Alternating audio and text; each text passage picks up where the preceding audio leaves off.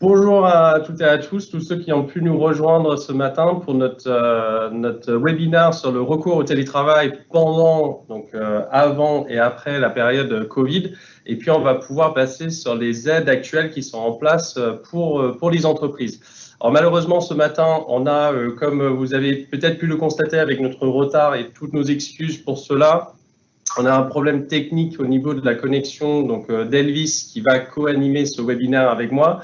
On a pu trouver une solution, mais Elvis reste en lien téléphonique. Mais normalement, vous pourrez l'entendre. Donc, on va pouvoir vous présenter les différents éléments qu'on souhaiterait vous porter à votre attention ce matin. Alors, Elvis, est-ce que tu entends bien? Est-ce que tu as la possibilité d'intervenir de ce fait et peut-être de... Bonjour à tous, oui, je vous entends très bien. Effectivement, un petit contretemps par rapport à la connexion, mais je vous entends. Voilà, donc très bien. Pour faire les présentations, pour ceux qui ne nous connaissent pas, moi, Dame Nicole, je suis expert comptable et directeur de notre bureau de Tours chez Grant Thornton. Elvis, je te laisse te présenter en deux mots. Donc, Elvis Gress, juriste en droit social sur la région Grand Ouest. J'interviens à côté des associés du cabinet de Grant Thornton sur le volet conseil social pour tout ce qui est embauche, contentieux, disciplinaire et la gestion de vos ressources humaines pour ceux et celles qui me connaissent. Ça fait aujourd'hui 3 ans que je travaille pour le groupe et auparavant, je travaillais 7 ans pour le réseau FNSEA avec une capacité de plaider. C'est avec grand plaisir qu'on anime ce matin avec Adam la présentation pour le télétravail. Voilà, sans plus attendre, on va passer au sujet du jour, le premier sujet du jour, le télétravail, avec déjà un premier rappel sur ce que c'est le télétravail au sein de l'entreprise, ou justement plus particulièrement à l'extérieur de l'entreprise. Alors Elvis, vas-y, explique-nous plus particulièrement, c'est quoi le télétravail du coup en entreprise? Alors le télétravail, comme on le connaît aujourd'hui, en tous les cas, a plus ou moins été imposé par rapport à la situation de la Covid. Le télétravail désigne toute forme d'organisation du travail dans laquelle un travail doit être en principe exécuté en dehors des locaux de l'entreprise. Le télétravail revêt plusieurs formes. Il y a 2 formes de télétravail, le télétravail permanent et le télétravail ponctuel. C'est vrai, et Adam peut largement témoigner, à plusieurs reprises, nous sommes sollicités sur des questions de recours au télétravail, notamment pour des salariés qui demandent du télétravail ponctuel. J'ai une problématique avec mon enfant qui est malade. Est-ce que je peux m'absenter du bureau aujourd'hui pour travailler de chez moi? Comment on peut avoir recours à cette forme de télétravail? Ou alors des salariés qui demandent de manière permanente de télétravailler, donc autrement dit, de ne pas venir au bureau certaines journées de la semaine et préfèrent travailler de chez eux pour permettre de concilier peut-être plus facilement vie privée et vie professionnelle. Toute cette gestion actuelle du télétravailleur impose une remise en cause de la gestion de vos ressources humaines, puisque les équipes en place ne sont pas dans votre entreprise. Les salariés sont dans votre effectif, mais ne peuvent pas, en tous les cas, ne sont pas présents réellement dans l'entreprise. Le télétravail, pour qu'il puisse fonctionner, doit utiliser les technologies de l'information et de la communication. C'est-à-dire que du coup, vous devez avoir dans votre entreprise des moyens de communication adéquats qui vont permettre de faire fonctionner correctement le télétravail. Une connexion Internet, des ordinateurs, des imprimantes, on va développer le sujet tout à l'heure. Le télétravail, donc, comme je l'ai exposé à l'instant, impose que le salarié n'est pas présent dans l'entreprise. C'est-à-dire qu'il faut obligatoirement que le salarié soit en dehors des locaux de l'entreprise. Donc soit chez lui, soit dans des téléopérations, soit dans des centres d'appel, soit dans des endroits concrètement où il y a un collectif. Et nous sommes de plus en plus en émergence de ces centres de regroupement d'entreprises où certains salariés, par exemple, si vous connaissez des grandes villes, peuvent télétravailler dans des endroits identifiés. Par rapport à la notion du télétravail, ce qu'il faut retenir, c'est qu'il y a l'obligation d'un certain formalisme. Adam, d'ailleurs, sur ce sujet-là, quand tu interviens dans les entreprises, d'un point de vue purement technique, quels sont généralement les manquements que tu peux constater par rapport au recours au télétravail? Effectivement, c'est quelque chose qu'on rencontre assez régulièrement au niveau du formalisme qui est mis en place. Tu as raison, quand on intervient au sein des entreprises, donc dans le déroulement de nos missions classiques, souvent on aborde ce phénomène de télétravail tout simplement pour déterminer l'effectif de l'entreprise, savoir qui est présent, connaître notre effectif moyen, comme cela a un impact de toute manière sur le calcul de certaines impositions aux taxes assises sur les salaires. Et puis effectuer le cadrage entre ce que l'entreprise a, donc en termes de liste de salariés d'effectifs dans l'entreprise et ce qu'on ressort dans les comptes. Effectivement, quand on constate, souvent il y a une décision de prise, il y a une note, il peut y avoir simplement une note interne ou une charte qui a été élaborée au sein de l'entreprise. Pour autant, le CSE n'est pas consulté. Ce qui, dans beaucoup d'entreprises, à partir du moment où on dépasse les 11 salariés, ce qui est relativement, enfin, ce qui arrive assez facilement et assez rapidement pour grand nombre de nos plus petites entreprises ou PME, l'absence de consultation du CSE constitue du coup un défaut de formalisme de la mise en place du dispositif de télétravail, ce qui constitue déjà un problème dans la manière de structurer les modalités de mise en place. Effectivement, c'est quelque chose qu'on constate et dans ces moments-là, effectivement, on a tendance à travailler avec Elvis sur la correction de ce qui n'a pas été correctement mis en place à l'origine. Exactement, et c'est justement sur ce volet-là que nous souhaitions vous attirer votre attention, notamment pour les entreprises de plus de 11 salariés, puisque vous avez été nombreux pendant la situation du Covid à être dans l'obligation de mettre en place le télétravail, mais pour beaucoup d'entreprises, malheureusement, cette consultation obligatoire du CSE n'a pas forcément été faite. Alors effectivement, il y a eu des modifications des textes par les différents décrets que nous avons pu avoir pendant la situation de la Covid, avec notamment une consultation postérieure à la mise en place du télétravail. Mais en tous les cas, il s'agirait d'une condition sine qua non pour pouvoir mettre en place dans cette crise sanitaire le télétravail.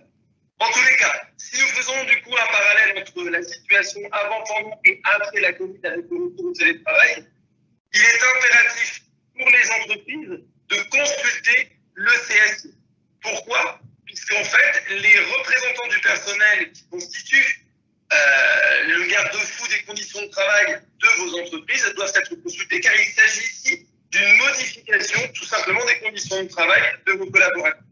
Alors pour la mise en place, il y a effectivement la consultation du CSE, mais pas uniquement, puisqu'il y a deux possibilités qui vous sont offertes. Soit mettre en place un accord collectif de télétravail qui va permettre simplement d'être une roadmap de la pratique de nos entreprises pour justifier le recours au télétravail, pour identifier les postes, et on va l'évoquer tout à l'heure sur la nécessité d'identifier les postes de nos collaborateurs en télétravail, ou alors mettre en place une charte de télétravailleur. Une charte de télétravailleur, on va plutôt la proposer aux entreprises qui sont dépourvues de représentants du personnel. Dès que vous avez des représentants du personnel, on considère juridiquement qu'il est toujours plus important de mettre en place l'accord collectif pour permettre de répondre à tout le formalisme juridique d'un accord et surtout les garde-fous nécessaires aux bonnes conditions de travail du télétravailleur. Puisque ce qu'il faut que vous sachiez, c'est que lorsque vous mettez en place un accord collectif, une charte ou encore un avenant au contrat de travail pour ceux et celles qui vont mettre en place du télétravail pour un seul salarié, il est nécessaire de reprendre les conditions de mise en place du télétravail et toutes les informations contenues dans l'accord, à savoir identifier les conditions de passage en télétravailleur, le lieu du télétravailleur, le nombre de jours télétravaillés, les équipements mis à disposition du salarié, les conditions de retour éventuellement de l'exécution de travail dans l'entreprise, puisqu'il faut prévoir dans toute cette pratique de télétravail les conditions de retour, puisqu'imaginez que votre salarié souhaite revenir travailler dans votre entreprise, eh bien il faut lui permettre d'avoir l'accès à des locaux dans votre entreprise et ainsi de suite. Donc effectivement, il y a une souplesse de recours au télétravail aujourd'hui, mais on souhaitait attirer votre attention sur l'importance quand même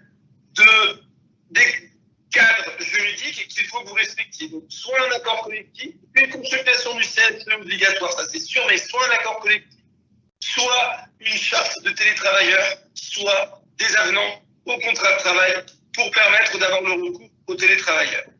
Sur la situation de la Covid, ce qu'il faut que vous reteniez, c'est que dans cette situation, comme nous sommes sur une circonstance exceptionnelle, le télétravail a pu être imposé par l'entreprise aux salariés, alors qu'en dehors de la situation de la Covid, le recours au télétravail impose nécessairement le recours à l'acceptation du salarié. Il faut que votre salarié soit d'accord de télétravailler. On ne peut pas lui imposer de télétravailler en dehors de la situation exceptionnelle du Covid.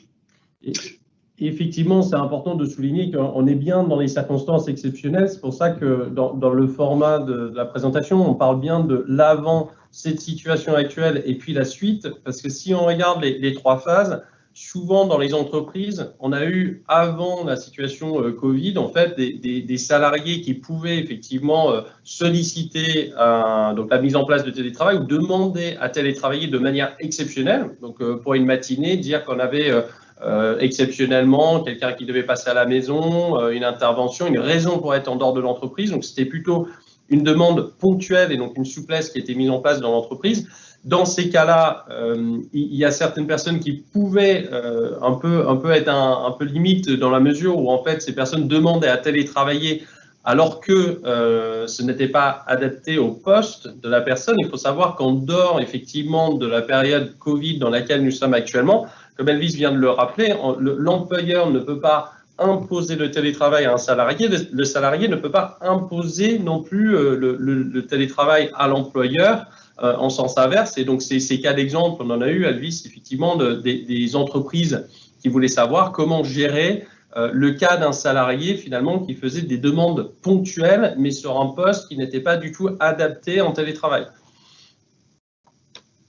Tout à fait. C'est pour ça que, du coup, sur le point de vigilance du recours au télétravail, on souhaitait faire un point sur les rappels sur cette norme d'organisation de travail avec les activités télétravaillables, puisque les activités télétravaillables doivent en principe être identifiées. Et c'est sur ces éléments-là qu'Inspection du travail a regardé la cohérence entre le recours au télétravailleurs. Il est logique, par exemple, que des salariés qui ont une cadence de travail imposée, notamment des salariés affectés à des travaux de travail sur des chaînes, ou 2-8, 3-8 et ainsi de suite, vont avoir plus de difficultés d'avoir recours au télétravail parce que besoin d'outils collectifs, besoin de se déplacer par exemple, ou d'intervenir la nuit sur des activités particulières, ou simplement du coup nécessitant le recours à du travail collectif de création et ainsi de suite, vont limiter le recours au télétravail. Donc c'est à la choix de l'employeur d'identifier les postes qui sont télétravaillables pour permettre d'avoir recours au télétravail dans les bonnes conditions. Donc c'est pour ça, généralement, il faut identifier les freins, les difficultés constatées sur le recours au télétravail pour certaines fonctions, parce qu'il va falloir, si jamais vos collaborateurs venaient à vous demander le recours au télétravail, pour pouvoir argumenter valablement le refus du télétravail. En effet, refuser le télétravail est une possibilité qui est offerte à l'employeur. Vos salariés ne peuvent pas, de facto, vous dire « Coucou, je veux du télétravail, donne-moi du télétravail, je te l'impose ». Ce n'est pas possible.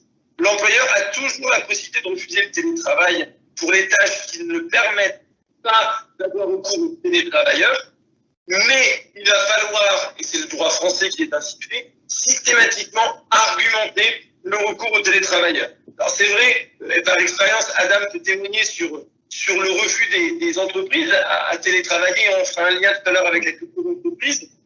Mais généralement, les dossiers que tu traites, Adam, sur les refus des employeurs à télétravailler, on pose sur quel fondement généralement? En fait, souvent, les refus, les refus portent sur des raisons qui peuvent être de l'ordre technique, effectivement, le besoin d'utiliser un matériel qui est au sein de l'entreprise, une difficulté d'accès à des réseaux sécurisés de l'entreprise. Souvent, ce sont des cas de refus les plus courants, puisqu'il faut être au sein de l'entreprise pour effectuer ce travail. Mais c'est pour ça que cette notion d'activité télétravaillable est extrêmement importante parce que c'est pas sur appréciation de l'employeur. C'est-à-dire que l'employeur ne peut pas considérer qu'une activité n'est pas télétravaillable parce que on a du mal à manager la personne, ou on a une plus grande difficulté à piloter les activités, ou on a une plus grande difficulté à communiquer avec le salarié qui est en télétravail. Et c'est la raison pour laquelle parfois des raisons de refus peuvent être illégitimes, c'est-à-dire qu'on ne peut pas refuser à un salarié de faire du télétravail si les tâches que le salarié effectue sont tout à fait télétravaillables. En fait, le salarié a la capacité technique de s'installer chez lui ou de s'installer dans un lieu en dehors de l'entreprise et effectuer son travail correctement et livrer correctement le niveau de qualité attendu pour l'entreprise. Dans ce cas-là, on ne peut pas refuser si c'est tout à fait possible. Et donc parfois, ces éléments de refus peuvent être un peu borderline, entre guillemets, avec un employeur qui va préférer refuser le télétravail alors que le poste est télétravaillable. C'est un lien qu'on peut faire actuellement avec l'inspection du travail, donc, qui a pour rôle d'intervenir, vérifier le respect du protocole sanitaire durant cette période Covid.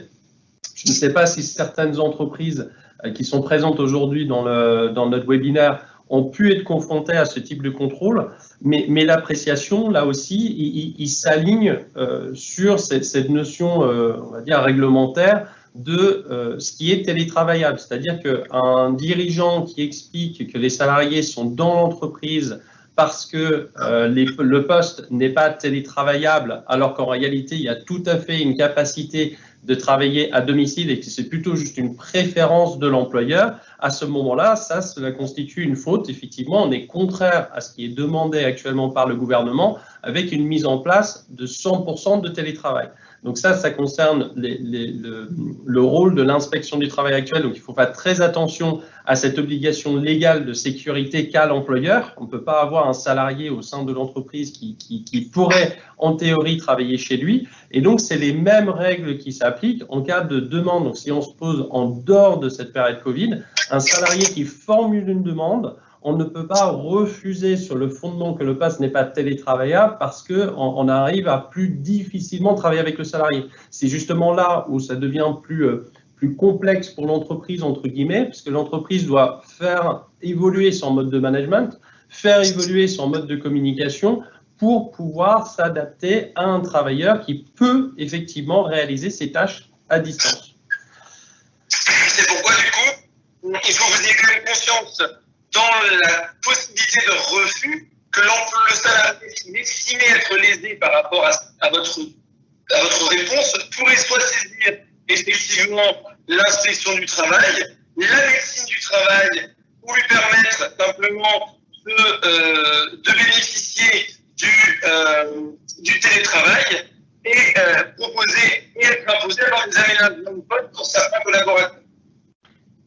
Et Elvis, là, il y a une première question. Alors, effectivement, lors de l'introduction, je ne l'avais pas dit, là, on est sur un format de Teams live. Donc, effectivement, si vous avez des questions, vous pouvez tout à fait intervenir pour poser vos questions, en direct. Je vois qu'Elvis a pu nous rejoindre sur le Teams Live et on a une visibilité du coup sur Elvis. Parfait, bonjour Elvis. Donc posez vos questions, mais là on a une première question qui est posée. Donc je suis plutôt petite entreprise, on n'a pas les moyens techniques de travailler à distance. Est-ce que les postes des salariés sont télétravaillables? Ah, Elvis, le micro est coupé. J'ai pas compris la question, excuse-moi, tu peux la reformuler ? Pardon, la question qui est posée, c'est je suis petite entreprise, on n'a pas les moyens techniques de travailler à domicile. Donc, j'imagine que c'est certainement par rapport à des problèmes d'accès informatique, il n'y a pas le matériel informatique. Est-ce que les postes sont télétravaillables? Alors, le recours au télétravail, ce qu'il faut que vous sachiez, c'est que ne peut pas être une charge supplémentaire pour l'entreprise. C'est-à-dire que le refus possible peut être justifié par l'impossibilité matérielle ou alors, si on devait avoir recours au télétravail, créer une charge supplémentaire pour l'entreprise qui ne serait absolument pas envisageable financièrement pour les petites structures. Donc, si c'est un motif budgétaire et financier d'avoir recours notamment au rachat de tout un système informatique avec des ordinateurs, des imprimantes pour tous les collaborateurs qui créent une charge supplémentaire pour l'entreprise, c'est un refus valable et autorisé. Donc effectivement, c'est pour ça cette notion justement de télétravail, c'est vraiment extrêmement important dans le sens où il ne faut pas, dans l'entreprise, il faut être clair sur ce qui est un poste télétravaillable, mais également les contraintes qui sont en place dans l'entreprise et qui empêcheraient l'entreprise de mettre en place le télétravail de manière légitime. Pour autant, dans ce contexte, il faut que l'entreprise mette tout en œuvre pour pouvoir améliorer peut-être des dispositifs en place et pouvoir converger vers le télétravail pour répondre soit à la situation que nous connaissons actuellement, soit là aussi à une demande que les salariés peuvent formuler.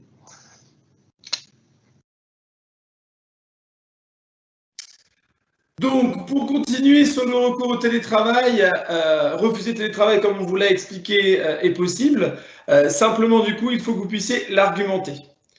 Après se posent quelques règles sur la nouvelle forme d'organisation du travail et le statut du télétravailleur. Il faut tout de suite vous dire que le télétravailleur reste un salarié classique, c'est-à-dire qu'il n'y a pas de possibilité de créer une disparité de traitement entre un salarié qui est présent dans votre entreprise et un salarié qui ne l'est pas. Donc, il faut considérer qu'ils ont les mêmes avantages et les mêmes droits.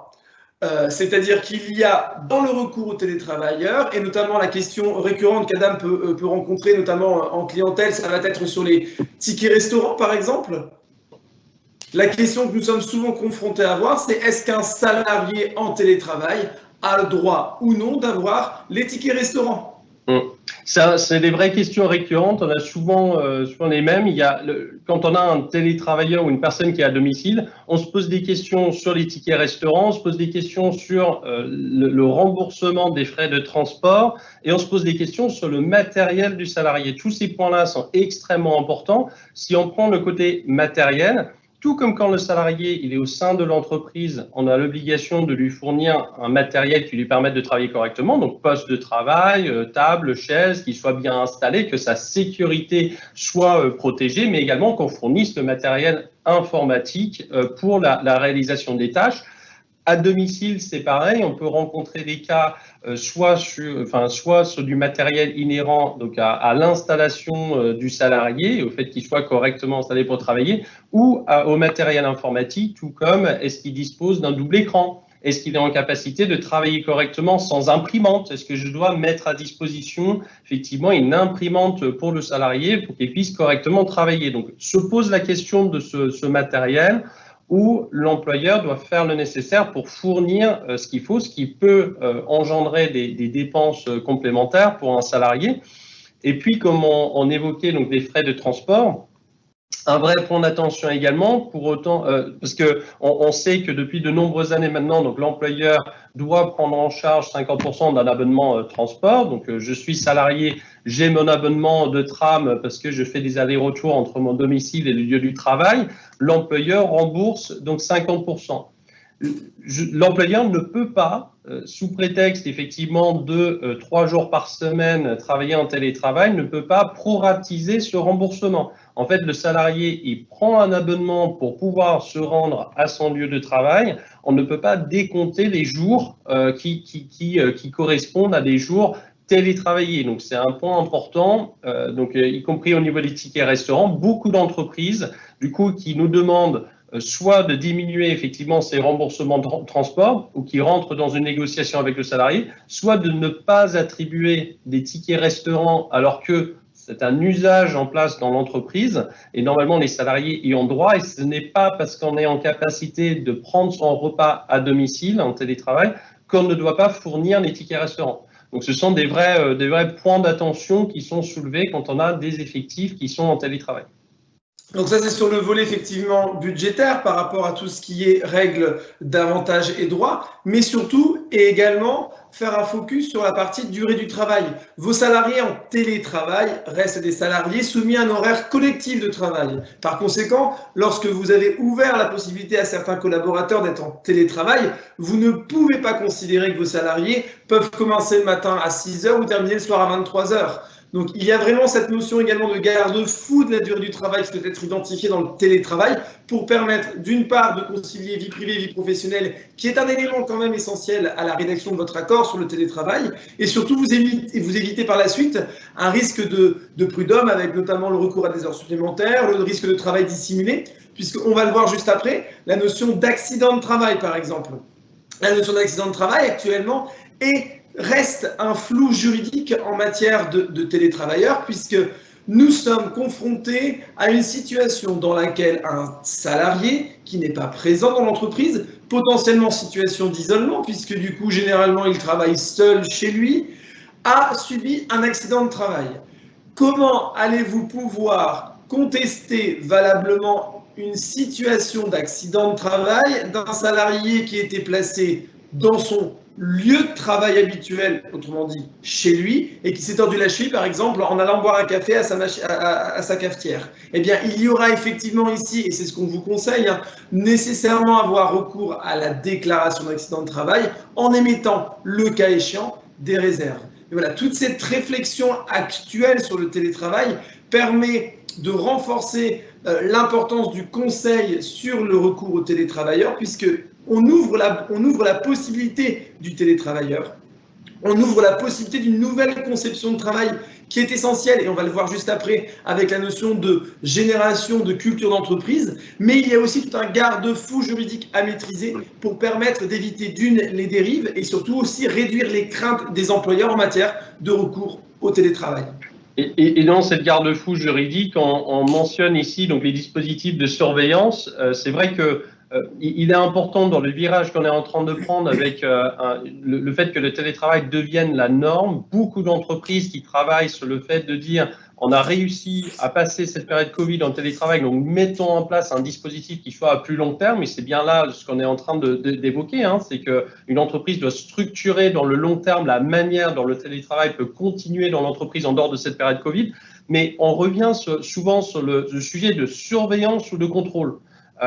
Une entreprise qui n'est pas habituée à avoir ses salariés qui soient à domicile en train d'effectuer leurs tâches, et c'est toujours comment est-ce que je vérifie que les tâches sont correctement effectuées, que le salarié est bien connecté, etc.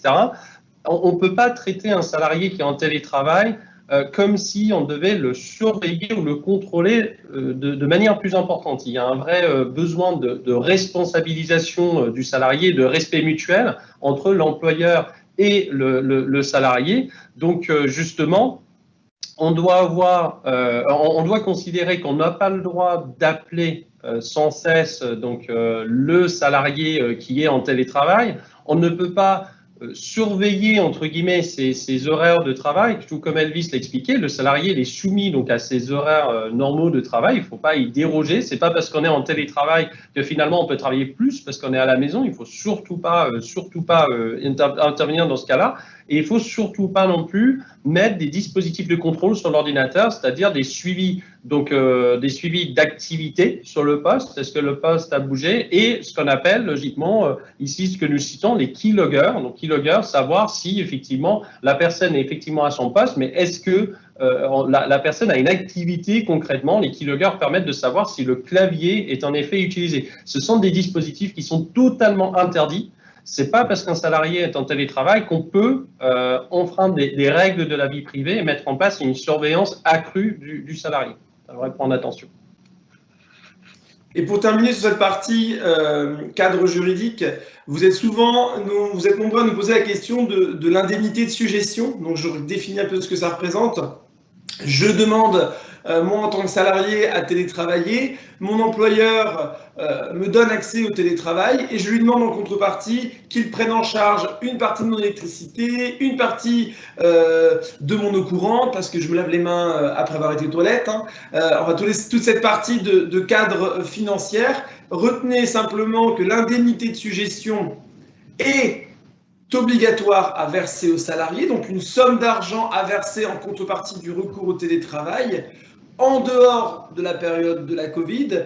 seulement si le télétravail est à la demande de l'employeur. Si mon employeur vient me voir pour me dire « Elvis, concrètement, il n'y a plus de bureau pour toi dans l'entreprise, on est un peu embêté, on est un peu full, je sais que ça ne te dérange pas, on avait déjà échangé par le passé d'avoir recours au télétravail pour toi, et puis on avait testé le télétravail avec la Covid notamment. Là, aujourd'hui, on a une augmentation des effectifs, nos locaux sont un peu sont plus petits. Est-ce que ça ne te dérangerait pas d'être en télétravail permanent, par exemple, dans notre entreprise ?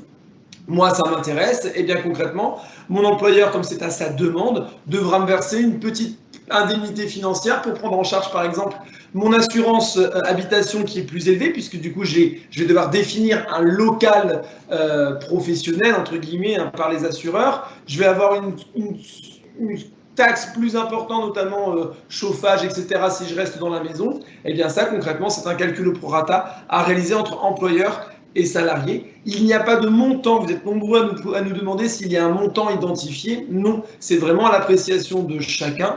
Si bien évidemment, mon employeur me verse 5 000 € pour faire du télétravail et part du principe que c'est un remboursement de frais indus, sauf si je vis dans un château, mais concrètement, faites attention à la reconnaissance du télétravail par rapport à la valeur de votre indemnité, puisqu'il ne faut pas que ça bascule dans la reconnaissance d'une rémunération ou un remboursement de frais qui n'est pas dû. Si c'est trop important par rapport à ce que je devrais récupérer, eh bien juridiquement, je peux avoir un contrôle URSSAF sur ce sujet-là.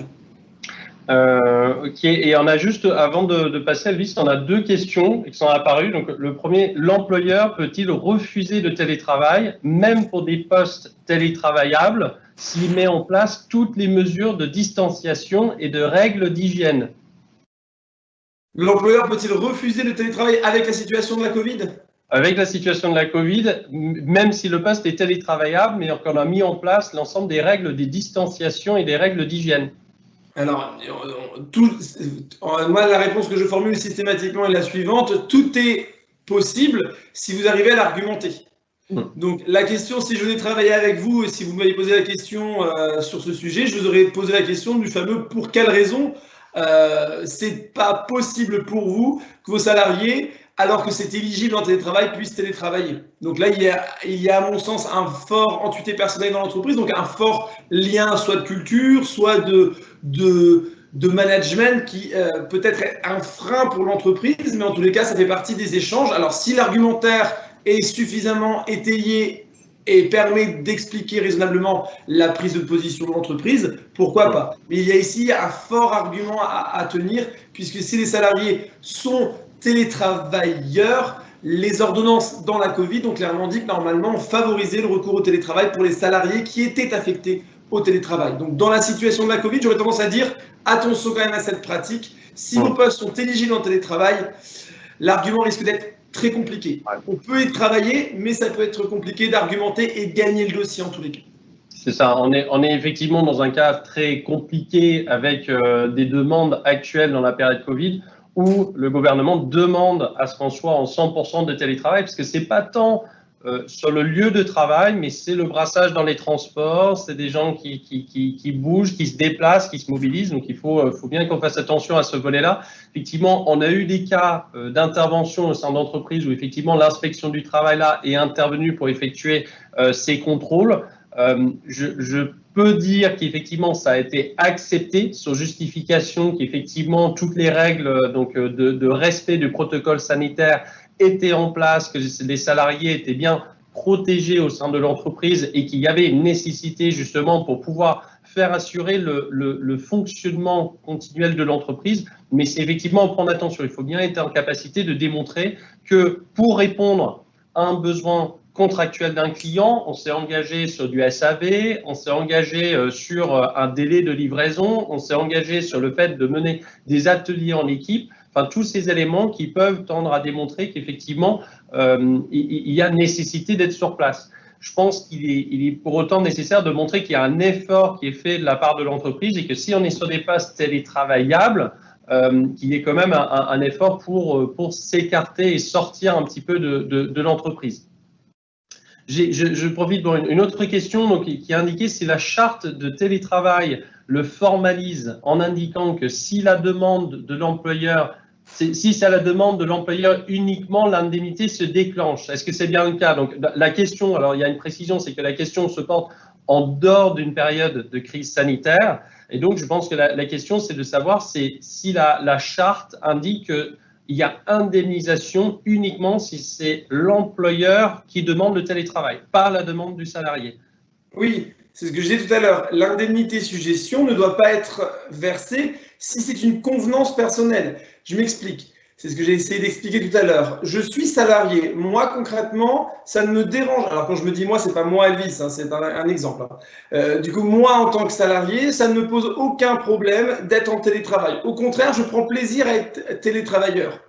Mon entreprise a la possibilité de me recevoir dans les locaux. J'ai un bureau affecté, j'ai ma place de parking et ainsi de suite. Enfin, concrètement, je suis salarié intégré dans l'entreprise. Sauf que je demande, pour des raisons de convenance personnelle, soit parce que j'habite loin, soit parce que concrètement j'ai une situation personnelle particulière, de télétravailler. Si mon employeur accepte cette demande, il n'a pas lieu de verser l'indemnité de suggestion, parce qu'il n'a pas lieu de compenser une demande qui est à mon initiative. Par contre, il y aura quand même l'obligation de faire un avenant au contrat de travail ou une charte pour ce collaborateur-là, s'assurer que les équipements de travail soient conformes, que du coup la durée du travail soit conforme et ainsi de suite. Donc l'indemnité de suggestion, elle n'est obligatoire qu'à la condition qu'il s'agit d'une demande de l'entreprise. Et l'exemple le plus concret pour que vous puissiez le comprendre, c'est de se dire « Bonjour Elvis, je n'ai plus de bureau pour toi. J'ai su que ça ne te dérangeait pas d'être en télétravail. Eh bien, est-ce que tu peux aller travailler chez toi? Oui, ça ne pose aucun problème. Eh bien, super. Dans ces cas-là, puisque c'est l'entreprise qui va vers le salarié pour lui demander d'aller en télétravail, que l'indemnité suggestion sera versée, tout simplement. Voilà. Merci pour ces précisions. Donc, on vous a mis pour synthétiser ce premier volet, donc arguments en faveur du télétravail et des arguments en défaveur. Donc, souvent en faveur, on a effectivement ces vecteurs d'amélioration de la qualité de vie, comme Elvis vient de nous en citer, limitation des déplacements. Il peut y avoir une productivité en hausse. Le télétravail, c'est quelque chose d'assez contradictoire. Et pour échanger avec beaucoup d'entreprises sur le sujet, on a souvent un phénomène où il y a des améliorations de productivité sur certains aspects parce qu'on n'est pas perturbé par le collègue, la pause café, quelqu'un qui veut fêter un anniversaire. Enfin, on connaît tous ces événements qui sont importants. Pour autant, ces événements permettent de constituer ce que c'est que la vie de l'entreprise également. Il ne faut surtout pas les obérer parce que c'est absolument indispensable. Et puis, en sens inverse, on a des pertes de productivité et d'efficience sur tout ce qui est gestion de projets, le fait de faire avancer des projets stratégiques pour l'entreprise parce qu'il n'y a plus cette communication fluide, on ne se rencontre plus dans la salle de réunion, on ne se croise plus dans le couloir pour échanger sur un projet. Donc, la productivité est toujours quelque chose qui est assez difficile à mesurer. Dans les arguments en défaveur, effectivement, la communication est plus limitée. Il est difficile justement de développer de nouvelles activités quand on est à distance. Ça, c'est clair, c'est quelque chose que l'on constate. Et puis, l'employeur a souvent un sentiment de pouvoir moins contrôler et accompagner effectivement ses salariés. Donc, tous ces éléments qui sont en faveur ou en défaveur du télétravail, je pense que l'essentiel, c'est de pouvoir venir sur ces nouvelles modalités de fonctionner pour un salarié aujourd'hui, parce que si on veut trouver un équilibre et en tirer le meilleur du télétravail entre le salarié avec ses droits, l'employeur avec également ses droits, obligations et souhaits, il faut qu'on arrive à trouver un juste milieu qui permettent de concilier les deux, trouver un modèle de télétravail qui soit efficace pour l'entreprise et dans lequel on arrive à fidéliser les salariés également dans la durée. Et donc là, on a un petit point sur les Français qui, a priori, veulent maintenir le télétravail. C'est ce qui ressort des statistiques, finalement, Elvis, aujourd'hui. Oui, et c'est surtout la difficulté que vous risquez d'avoir aujourd'hui et l'objectif de la matinée, de leur ensemble sur ce thème-là, c'est surtout vous faire prendre conscience qu'aujourd'hui, il y a un virage au niveau des ressources humaines qui va expressément devoir revoir la gestion de vos effectifs, puisque vous avez accédé à certains salariés, accepté auprès de certains collaborateurs le recours au télétravail, et Comme certains vont avoir plaisir, ou en tous les cas ont pu prendre plaisir à faire du télétravail, limiter les trajets, gagner en temps, gagner en efficacité, et ainsi de suite, vont vous demander d'avoir le recours au télétravail. Et c'est pourquoi, en matière de gestion des ressources humaines, je pense qu'on peut en discuter, il y a lieu de considérer qu'il va y avoir une courbe de deuil à gérer pour les collaborateurs. Pourquoi? Puisque en matière de changement, il va y avoir une mutation des collaborateurs par rapport à la demande. Certains vont vous demander le recours au télétravail, d'autres ne vont pas le vouloir. Pour votre entreprise, vous êtes dans l'obligation d'accepter. Pour certains, d'autres refuser. Donc, il y aura lieu de savoir maîtriser le dialogue social dans votre entreprise, ou en tous les cas, avoir une capacité d'appréhender le refus, ou en tous les cas savoir argumenter la prise de position. Et c'est pourquoi ce matin, par rapport à la technique de maîtrise de la frustration des collaborateurs, on voulait faire un point avec Adam, notamment sur tout ce qui était le pilotage du changement. Pour pouvoir piloter le changement, il faut impérativement maîtriser les aspects techniques pour que vous puissiez argumenter valablement les raisons pour lesquelles vous n'aurez pas possibilité de recourir au télétravail pour tous. Pour ça, il faut impérativement que vous preniez conscience et que vous ne subissiez pas le recours au télétravail. Le recours au télétravail doit être un choix éclairé de votre part. Pour ceux et celles qui sont habitués à travailler avec moi, en tous les cas avec Adam, sur les sujets techniques, ressources humaines ou management ou culture d'entreprise, il y a lieu d'assumer notre positionnement en tant que chef d'entreprise. Si vous êtes en souffrance par rapport à l'accès au télétravail, il y a lieu de travailler ensemble sur les raisons pour quelles raisons vous, en tant que chef d'entreprise, vous ne conceptualisez pas un télétravailleur dans votre entreprise. Pour quelles raisons c'est un réel frein pour votre entreprise? À mon sens, on travaille trop souvent sur la notion de culture d'entreprise marketisée, alors qu'il y a une frustration qui peut être émergente par rapport à cette politique du « je donne un beau produit à mon entreprise », mais entreprise qui au final ne me ressemble plus. Puisque moi, en tant qu'individu, j'ai des craintes. Moi, en tant qu'individu, j'ai des peurs. J'ai peur effectivement d'avoir recours aux télétravailleurs, d'accéder à la possibilité de télétravailler parce que je ne pourrais pas contrôler, parce que du coup, j'ai peur que la communication soit moins fluide, parce qu'ainsi de suite. Donc, il y a tout ce travail en amont d'acceptation, ou en tous les cas, de refus. Quoi qu'il en soit, que vous acceptiez ou que vous refusiez le recours au télétravail, à mon sens, il y a lieu de l'expliquer. Il y a lieu d'expliquer la prise de position sans pour autant subir la demande de vos collaborateurs. Si un salarié vous demande après la Covid de maintenir le télétravail et que pour vous ce n'est pas conceptualisable, expliquez les raisons pour lesquelles vous n'accepterez pas le recours au télétravail en argumentant. Et c'est pourquoi, en fait, il y a lieu d'accepter, c'est ce qu'on a essayé d'évoquer tout à l'heure avec la courbe de deuil, de prendre en considération l'attente du collaborateur, essayer de concilier vos intérêts en tant que chef d'entreprise et les intérêts des collaborateurs. Parce que vous l'aurez dans quelques mois, dans 6 mois, 7 mois, 1 an, je ne sais pas combien de temps le confinement va durer, mais en tous les cas, on risque d'avoir une demande de salariés qui vous diront « mais attends, je ne comprends pas, pendant 8 mois j'ai télétravaillé, pendant 8 mois j'ai fait mon travail, et aujourd'hui que la situation s'est améliorée, tu ne veux plus que j'ai recours au télétravail ». Explique-moi les raisons pour lesquelles je n'ai pas recours au télétravail. Alors, la meilleure réponse sera de se dire, c'est comme ça, c'est moi qui décide, c'est moi le chef. Là, le problème, c'est que vous risquez de créer de la frustration. Donc, à mon sens, il y a lieu de préparer en amont déjà ce travail sur le volet ressources humaines pour expliquer les raisons pour lesquelles le télétravail n'est pas possible pour tel et tel poste, ou simplement parce qu'elle n'est pas enclin à notre culture d'entreprise dans l'entreprise. Donc il y a lieu de comprendre les transformations, les phases du processus de changement et les outils pour pouvoir maîtriser le dialogue social en préparant en amont vos réponses.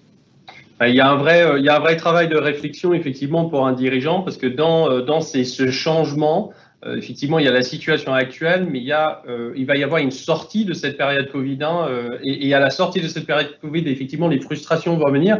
Et on le voit bien sur le terrain, il y a des dirigeants qui ne sont pas à l'aise avec le télétravail. Mais effectivement, c'est important de déceler pourquoi et de déterminer si on est en capacité effectivement de structurer un dispositif de télétravail au sein de l'entreprise. Si on se sent fondamentalement en désaccord avec le télétravail, ça ne sert à rien d'aller construire un accord de télétravail, de mettre en place un dispositif sur lequel on n'arrivera pas à fonctionner parce que c'est pas dans la culture de l'entreprise. Mais je pense que ce qui est important, c'est de retirer de cette période Covid qu'est-ce qui a fonctionné, qu'est-ce qui peut fonctionner et de réfléchir à comment je vais conceptualiser mon accord par la suite, qu'est-ce que je peux faire, qu'est-ce que je ne peux pas faire, qu'est-ce que je suis prêt à accepter et qu'est-ce que je peux donner à mes salariés et à ce moment-là, comment est-ce que je peux trouver un moyen d'avancer ensemble sur un dispositif qui soit pérenne en fait. Donc je pense que c'est extrêmement important de porter cette réflexion, que personne ne se force.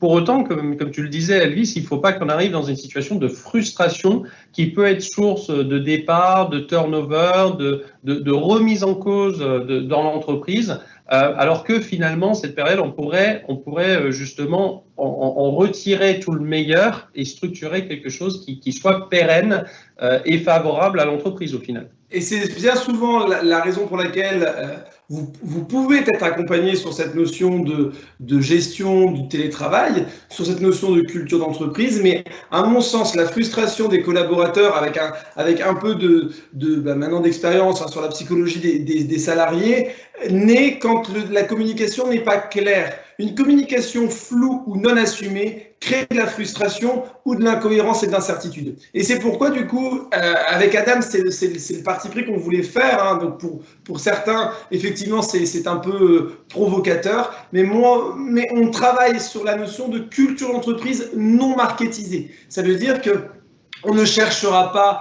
à vous faire dire que votre entreprise permet le recours au télétravail, ou en tous les cas, vous devez avoir recours au télétravail parce qu'aujourd'hui, ça fait bien de le marquer sur une offre d'emploi. Si vous, en tant qu'individu, vous n'êtes pas encore enclin à cette modification, à ce changement.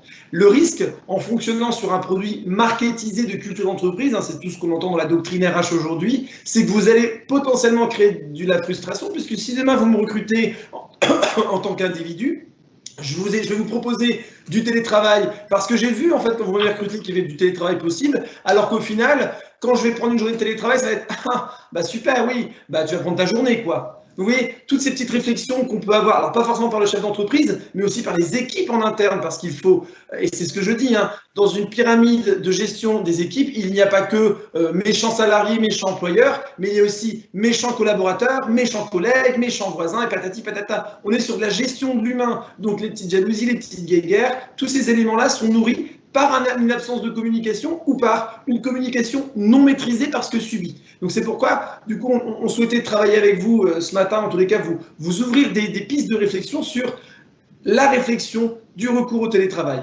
Je peux, en tous les cas, je dois me positionner sur le recours au télétravail parce qu'à terme, je risque d'avoir des demandes sur le sujet. Mais en tous les cas, si je ne suis pas enclin en tant qu'individu à l'accepter, je justifie les raisons pour lesquelles je n'ouvrirai pas le télétravail parce que c'est mes choix, je l'assume pleinement.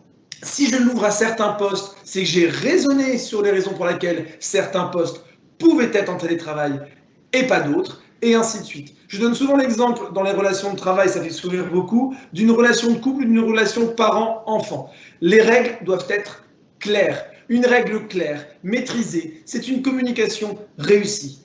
Une règle non maîtrisée, subie, avec des « oui, on verra plus tard », c'est sujet à frustration et discorde. C'est pourquoi, du coup, on voulait vraiment vous ouvrir cette réflexion sur « j'ouvrirai demain le télétravail, ok, mais pourquoi et à qui ?» Et je travaille sur ce sujet-là. Et là, justement, on a une question très pertinente qui va rejoindre ce volet de transposition de la culture d'entreprise. C'est la question, c'est comment est-ce que je peux engager un chantier de modification profonde de la culture d'entreprise? La question est extrêmement vaste et intéressante, mais justement, ça... On est sur du pilotage de changement des ressources humaines, qui du coup est un peu le cœur de mon métier.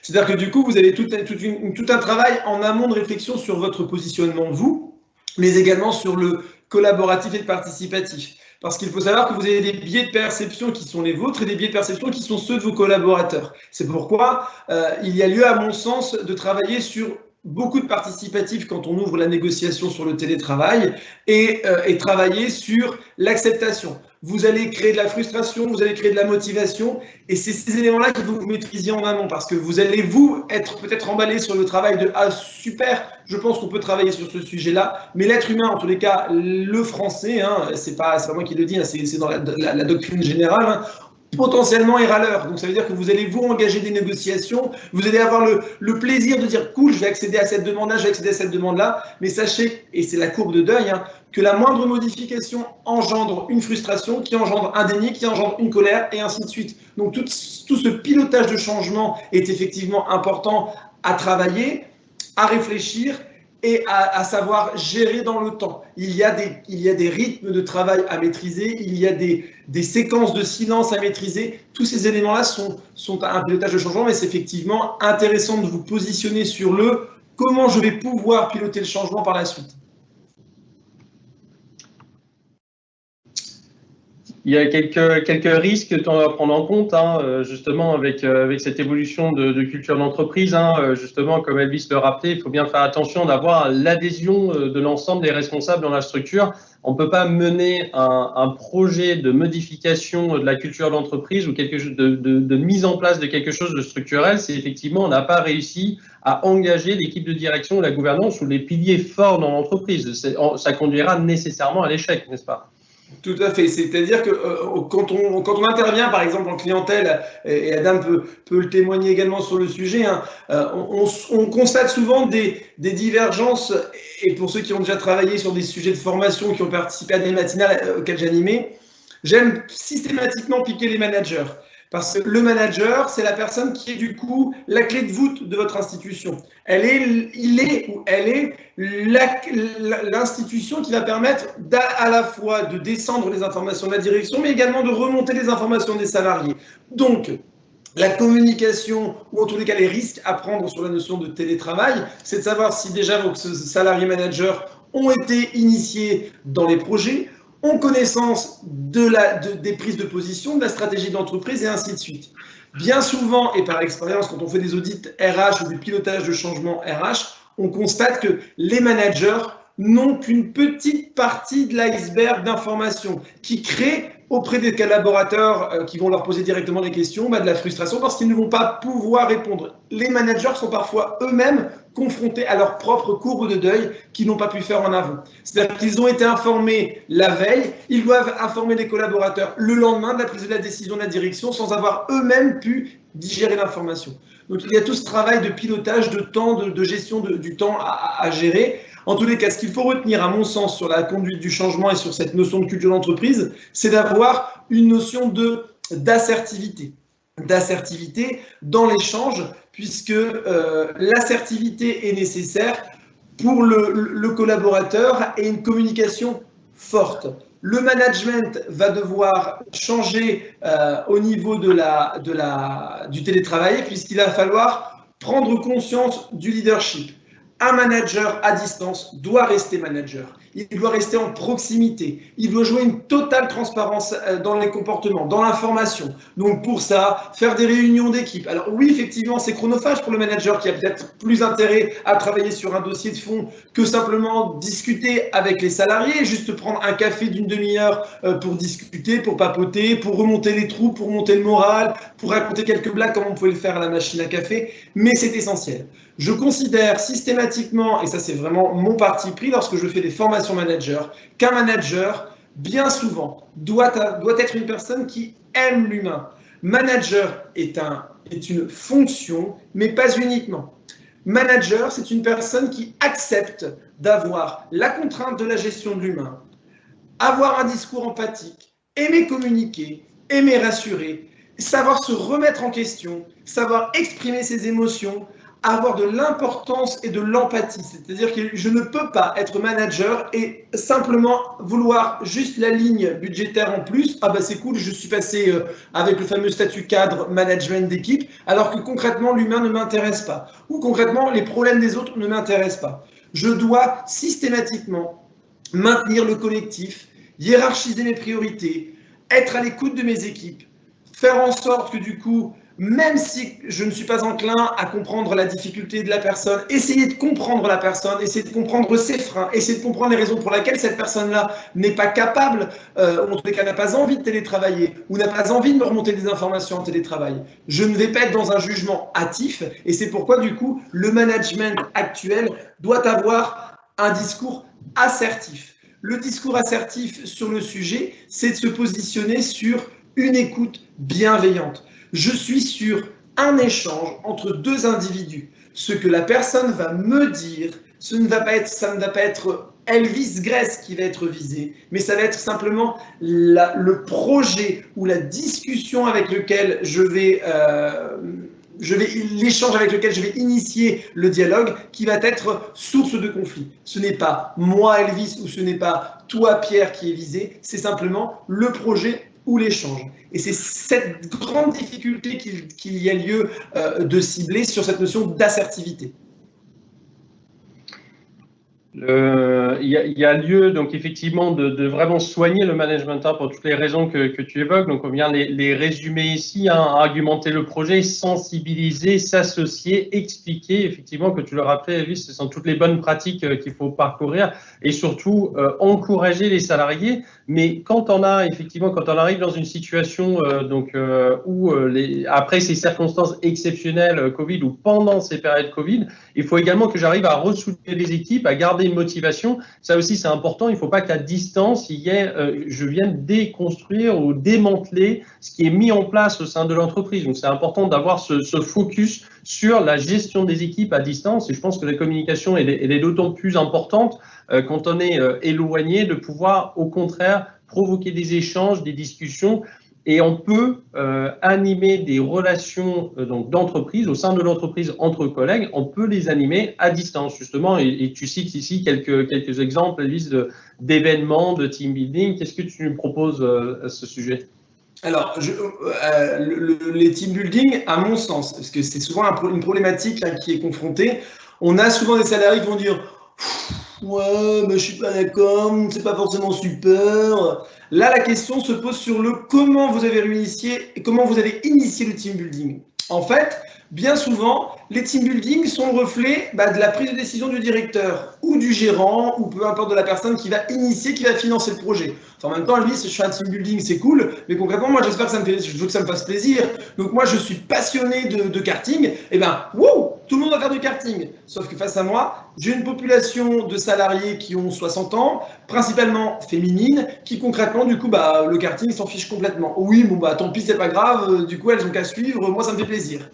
Le team building, comme je l'ai expliqué tout à l'heure, c'est de l'assertivité. C'est-à-dire qu'il y a lieu d'échanger et de connaître vos équipes. Parce que le team building, c'est bien, c'est quelque chose qui est effectivement, là encore, un produit marketé. Hein. On est sur réunir les équipes, ressouder les équipes, faire en sorte que tout le monde s'entende bien.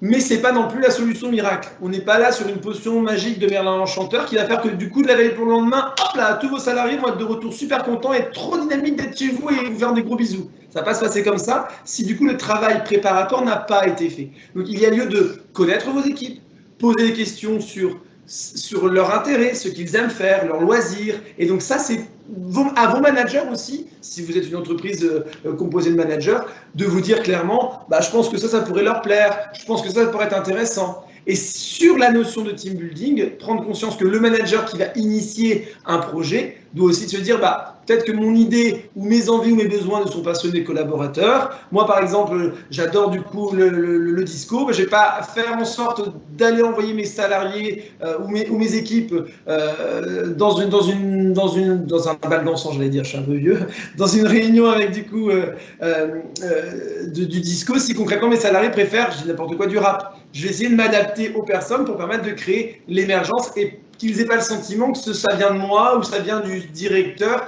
et naturellement, concrètement, ils se sentent opposés et imposés à le faire.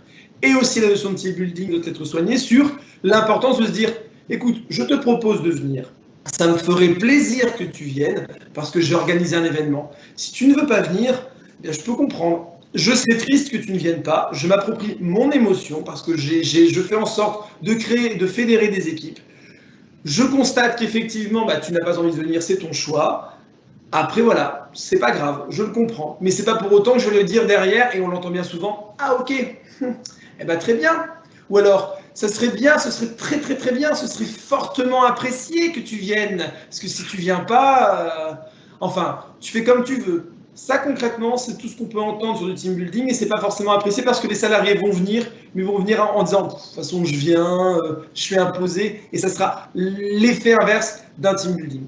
Voilà sur cette partie RH, culture d'entreprise qu'on voulait évoquer avec vous sur la notion de télétravail. Il y a des possibilités d'utiliser correctement le télétravail. Il y a une phase préparatoire à mettre en place, une culture d'entreprise à maîtriser, surtout l'appropriation de vos émotions qui sont, à mon sens, extrêmement importantes sur l'acceptation de vos projets pour accepter également les freins de vos collaborateurs en tenant un discours assertif. Voilà le sujet qu'on voulait évoquer avec vous ce matin. On va passer sur les sujets d'actualité et des aides financières. Voilà, parce qu'effectivement, donc profiter de ce volet télétravail, c'est absolument indispensable de le structurer au sein de l'entreprise. Mais effectivement, avec Elvis, on voulait revenir sur les dispositifs d'aide que l'on a actuellement. La période actuelle, voilà, nous oblige à revenir dessus. Je pense qu'il y a beaucoup d'entreprises qui assistent, qui ont peut-être déjà ces informations, et on essaye en tant que cabinet de communiquer le plus possible et de vous envoyer des alertes régulièrement. Pour autant, on va juste resynthétiser les principaux points en sachant, on le souligne ici, lors d'un webinaire, les cas de calcul d'aide et les différents dispositifs entre les exonérations. Donc, nous avons 3 catégories. Les exonérations, il y a des aides au paiement et il y a de la remise partielle de dette. Ce sont 3 choses bien différentes. Donc, exonération qui me permet vraiment d'être exonéré des cotisations, donc d'avoir un allègement de cotisations. L'aide au paiement qui me permet d'avoir une assistance dans le paiement de mes dettes sociales que j'ai pu accumuler pendant la période Covid. Et puis, j'ai de la remise partielle de dette qui est justement dans cette enveloppe de dette que j'ai pu accumuler, je peux bénéficier de remise partielle de ces dettes. Ces dispositifs sont complexes, il faut les analyser en fonction de la situation spécifique de l'entreprise.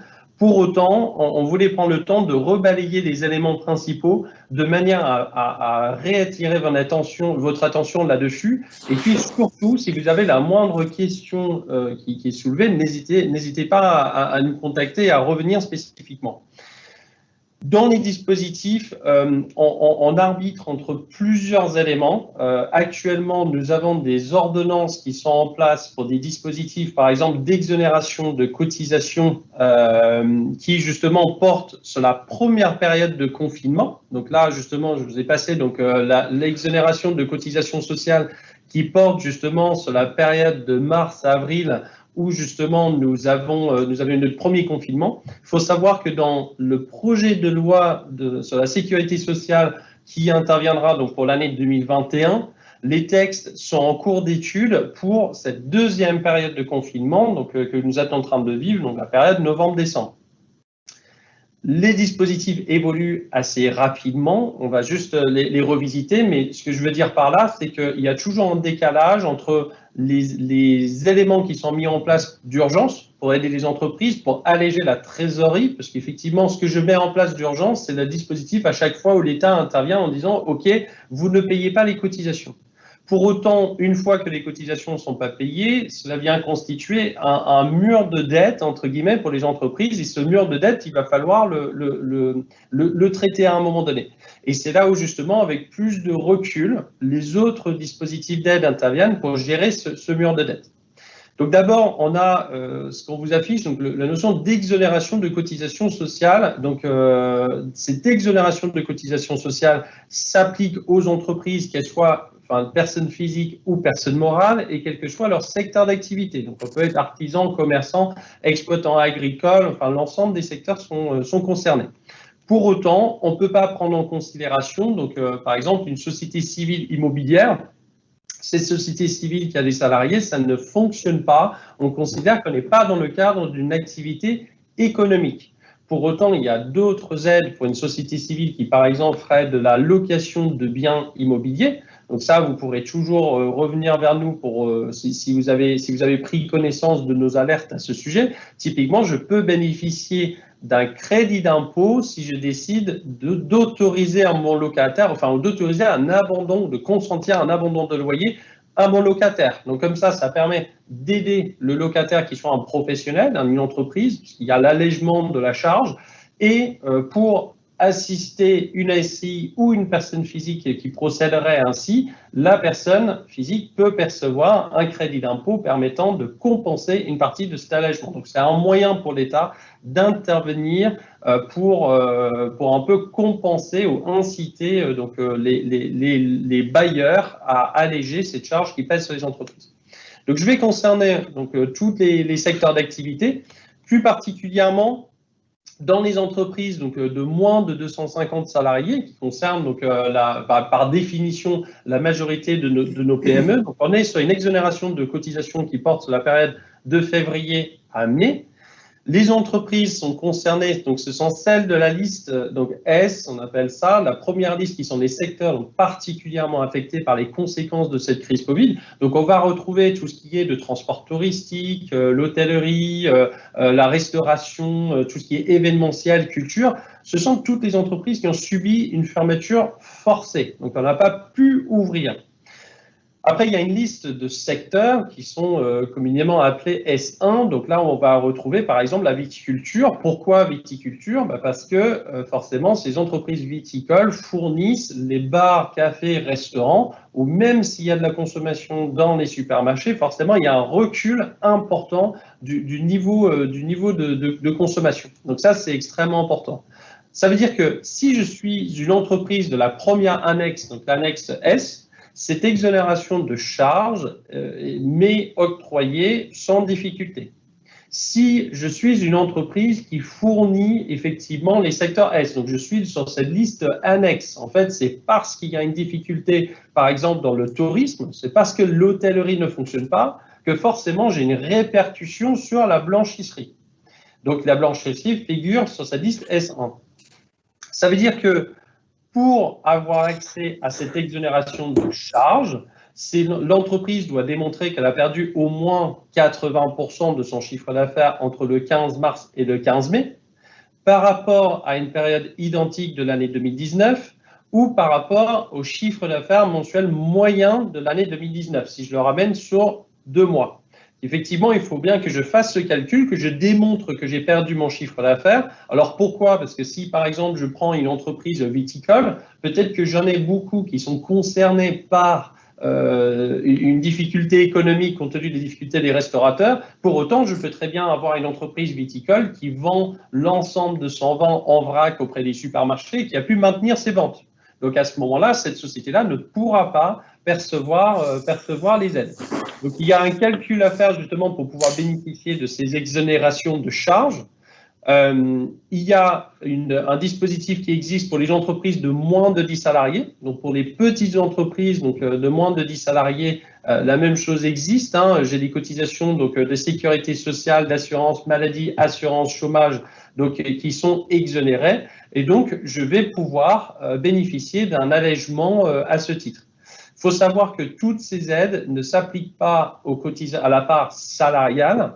Pour rappel, la part salariale, ce n'est pas une charge pour l'entreprise, c'est une somme que vous retenez pour le reverser à l'État au nom de votre salarié. Donc, effectivement, le paiement des cotisations salariales doit intervenir.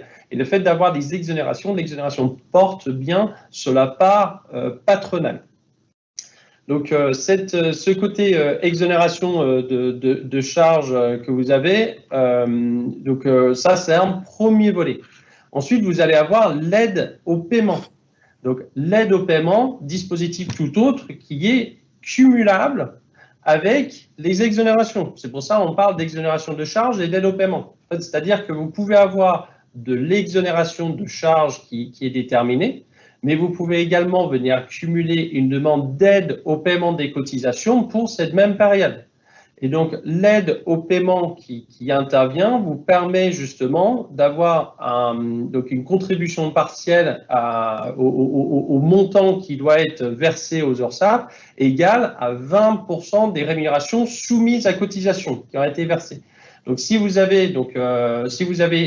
rentrez dans les critères d'exonération de charges, vous pouvez plus certainement rentrer également dans ces dispositifs d'accompagnement à l'aide de paiement et donc ce calcul qui se fait sur 20% des rémunérations soumises à cotisation et donc l'aide porte sur 20% des cotisations parce que ce sont des cotisations qui sont assises sur cette assiette de 20% des rémunérations versées. Donc c'est bien un dispositif à part, hein. Vous avez d'une part, encore une fois, l'exonération et après vous avez un deuxième dispositif qui vient assister dans le paiement des cotisations.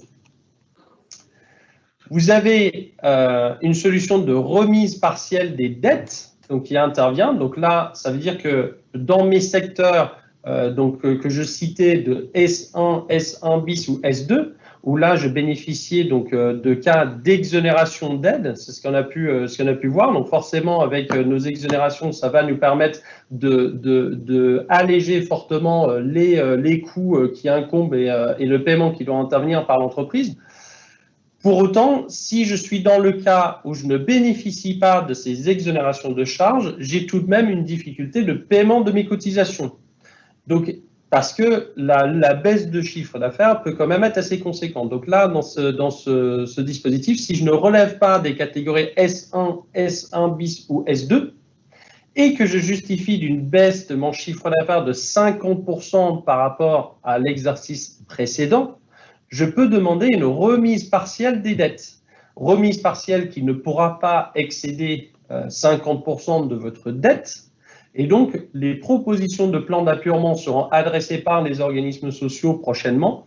À réception de votre proposition d'appurement, cela vous permettra de formuler une demande donc, de remise partielle de la dette qui a été accumulée sous réserve que vous avez justement une baisse de votre chiffre d'affaires. Vous avez en termes d'éligibilité, vous devez respecter également des conditions de baisse de chiffre d'affaires. Et après, on a des sujets d'aide, de prise en considération des congés payés. Ça, forcément, on parlait des cotisations sociales, mais vous avez certainement entendu parler, c'est un vrai sujet actuellement, notamment dans le secteur de l'hôtellerie. Comment est-ce que je fais avec mes congés payés qui ont été accumulés par les salariés qui restent en chômage partiel ou en activité partielle. Une aide a été annoncée pour les activités qui ont été interrompues partiellement ou totalement pendant 140 jours depuis le 1er janvier 2020, où l'activité a été réduite de 90%. Là, c'est un vrai point d'attention que l'on attire aujourd'hui, c'est qu'il y a une aide correspondant à 10 jours de congés payés au maximum, versé en janvier 2021, mais il faut que les congés soient pris entre le 1er janvier et le 20 janvier 2021. Ça veut dire que, en pratique, comme l'employeur, justement, doit s'organiser pour respecter un délai de prévenance et justement réunir le CSE, si on souhaite imposer des congés aux salariés, il va bien falloir s'y prendre dès maintenant, si l'entreprise respecte les conditions pour pouvoir bénéficier de cette aide et donc pour pouvoir faire prendre en charge des congés. Donc clairement, si je résume le dispositif, c'est quoi? C'est qu'on sait bien que dans ce période actuelle de confinement, le confinement va se prolonger jusqu'au 20 janvier pour beaucoup de bars, cafés, restaurants, hôtels. Ça veut dire que je vais pouvoir imposer des jours de congé à mes salariés dans la période donc, du 1er au 20 janvier, avant la réouverture, comme ça je viens apurer des congés. Si j'impose ces congés, donc ça vient apurer sur mon solde antérieur, les soldes de congés qui a pu être accumulés. Et donc, si ces congés sont pris à ce moment-là que j'ai réussi à les mettre en place, justement, je vais avoir une prise en charge par l'État de ces congés. Okay, donc ça, c'est un point extrêmement important, surtout dans le secteur de l'hôtellerie et de la restauration, mais il faut agir quasi immédiatement sur ces sujets. Il ne faudra pas hésiter à nous solliciter sur ce point-là. Enfin, un dernier mot sur le… Simplement, juste sur les congés payés, juste en aparté rapidement, sur la gestion de congés payés, n'oubliez pas de consulter votre CSE, c'est obligatoire. Hein. Voilà, c'est ce qu'on rappelle, effectivement, la consultation, c'est comme les mises en place de dispositifs de télétravail, effectivement, ne pas oublier de consulter le CSE, effectivement. Un petit tour sur justement l'aide des fonds de solidarité. Donc, vous avez toujours les 1 500 € pour les petites entreprises qui emploient moins de 10 salariés. Donc, ces entreprises qui emploient moins de 10 salariés bénéficient donc justement d'une aide complémentaire versée par le fonds de solidarité si justement j'ai une déperdition de mon chiffre d'affaires. Donc là, c'est une demande qui est à formuler sur le site de l'administration. Vous avez également dans cette aide une possibilité de bénéficier d'un complément entre 2 000 et 5 000 € qui est pour les entreprises qui risquent la cessation des paiements de manière quasi immédiate. Donc là, si jamais vous êtes une entreprise en réelle difficulté, faites attention à ce dispositif-là. Si vous êtes dans un cas où vous êtes une petite entreprise et vous risquez de courir vers une cessation des paiements de façon quasi immédiate, il y a des aides complémentaires qui peuvent être demandées pour vous éviter cela. Et puis, on ajoute donc la prolongation pour le mois de décembre du dispositif d'assistance pour les entreprises qui sont un petit peu plus conséquentes, donc notamment les secteurs de la restauration, où on peut avoir une aide allant jusqu'à 10 000 €.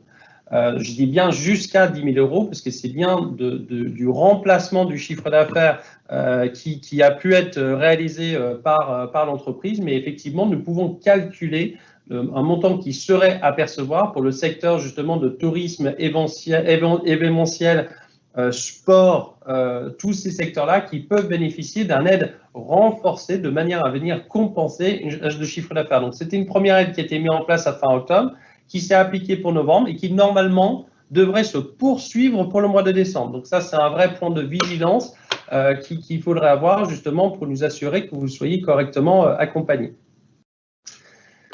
Un petit point sur donc un décret qui date du 1er décembre.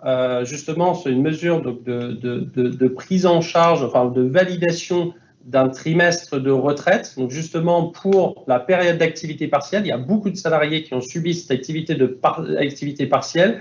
En fait, il y a un nouveau décret qui est sorti, donc on vous publiera des informations prochainement sur la possibilité de prendre en considération cette activité partielle pour valider un trimestre complémentaire permettant à un salarié d'accéder à un départ à la retraite plus rapidement. C'est un point important si jamais vous avez des personnes au sein de l'entreprise qui sont proches d'un âge de départ à la retraite. Ça, c'est un dispositif sur lequel nous communiquerons prochainement pour vous donner plus d'informations.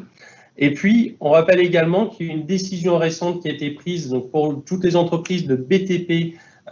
Donc, il va y avoir une rétrocession de cotisation aux entreprises. C'est quelque chose qui avait déjà été effectué avec un premier crédit d'impôt qui avait été mis en place. Là, il y a une deuxième décision. Normalement, le paiement a été effectué par novembre au crédit du compte de l'adhérent. Donc, ça veut dire que ce crédit de cotisation viendra s'imputer sur ce que l'entreprise aura à payer dans les mois, enfin, dans le mois à venir pour le mois d'octobre. Sur ce point-là, si vous êtes une entreprise qui relève du secteur du BTP, donc de la caisse des congés du BTP, surtout vérifiez que votre compte a bien été mouvementé, ou si votre compte n'a pas été mouvementé, il faut bien qu'on puisse échanger sur votre possibilité d'accéder à ce dispositif d'aide. Donc, je pense qu'au global, là, c'était quelques rappels sur les éléments les plus critiques. Comme vous voyez, il y a beaucoup de dispositions en place. Il y a des dispositions dont on entend parler très régulièrement. Il y a des dispositions qui sont un petit peu moins courantes. C'est pour ça qu'on les amène ici, donc notamment des rétrocessions de cotisations. Chaque cas d'une entreprise doit être analysé. Donc, n'hésitez pas à regarder soit en fonction de la documentation que vous avez à disposition, soit à nous solliciter pour qu'on puisse vous accompagner. Mais notre but, c'est vraiment de nous assurer que vous soyez correctement entourés, correctement accompagnés et que vous ne fassiez pas, que vous n'ayez pas une dette trop importante par rapport à ce que vous devriez avoir et que vous ne subissiez pas plus que ce qu'il faudrait cette période de Covid. Voilà, ça nous amène à la fin de cette présentation avec Elvis. Donc, merci à vous déjà d'avoir participé donc à ce webinaire. On a pris énormément de plaisir à pouvoir partager ces éléments avec vous. On espère vous avoir éclairé sur justement les dispositifs de télétravail, ce que vous pouvez faire, ce que vous ne pouvez pas faire, et surtout vous éclairer sur quelques pistes de réflexion par la suite et les actions que vous pouvez prendre dès maintenant pour structurer les mois à venir, enfin le mois et années à venir. Et puis, encore une fois, sur ces dispositifs d'aide, là, vous avez eu les contours, mais vous recevez les alertes du groupe et on est à votre écoute pour toute question à ce sujet. On laisse nos coordonnées qui sont affichées ici avec Elvis, donc n'hésitez pas à nous joindre, soit par téléphone ou par email. Et puis peut-être Elvis, un mot de la fin? Le mot de la fin, merci Adam et merci aux différents participants. Comme Adam l'a dit, c'est toujours un vrai plaisir, même si sur du distanciel, de travailler avec vous et aux côtés des entreprises. N'hésitez absolument pas à nous solliciter pour tout ce qui est conseil, même modification du pilotage de changement. N'ayez pas peur, puisque c'est souvent des freins dans les entreprises de se dire si on fait appel à eux systématiquement, à un cabinet extérieur qui on ne connaît pas ou avec qui on ne travaille pas, ils vont vouloir nous facturer quelque chose. On accompagne les entreprises dans un premier temps, on échange avec vous sur les modalités, ce qu'on appelle des flash diag. Donc c'est comme un devis d'artisan, c'est ce que je dis souvent. Donc n'hésitez pas à nous appeler. C'est d'abord un premier contact d'échange, un lieu d'échange, de rencontre. Et si on voit un potentiel accompagnement à faire avec vous, on vous propose quelque chose sur mesure, sur la conduite du changement, des formations, du télétravail, de la conformité légale. Donc, n'hésitez absolument pas à nous contacter. Donc, vous avez nos lignes directes, soit par message et autres. Simplement, et pour terminer, on a une question sur peut-on demander aux salariés des rapports d'activité pendant le télétravail? La réponse est bien évidemment oui, puisque vos salariés restent sous votre lien de subordination. Par contre, n'abusez pas des demandes ou des rapports d'activité toutes les heures, puisque ça peut engendrer un risque de harcèlement du collaborateur. Donc, on peut demander, mais tout dépend du coup de la charge, ou en tous les cas de la fréquence des demandes de rapport que vous allez mettre en place. Merci beaucoup pour votre participation. Et puis, on vous donne rendez-vous le mois prochain sur un webinaire avec Adam sur l'actualité sociale décryptée pour donc ce qui s'est passé en 2020 ce qu'il y aura et ce qui se passera en 2021. Voilà, merci à tous et passez une excellente journée. À très bientôt. Merci, Passez de bonnes fêtes également. Au revoir.